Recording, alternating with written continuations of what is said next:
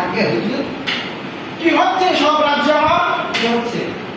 কি হচ্ছে আমি কি করে বলবো? তোমরা বলবে কি হচ্ছে? সকল পুরুষরা তো পরকীয়া আসক্ত। সকল নারীরা যদি পরকীয়া আসক্ত হয় তাহলে করণীয় কি বলো আমাকে? করণীয় আছে মহারাজ।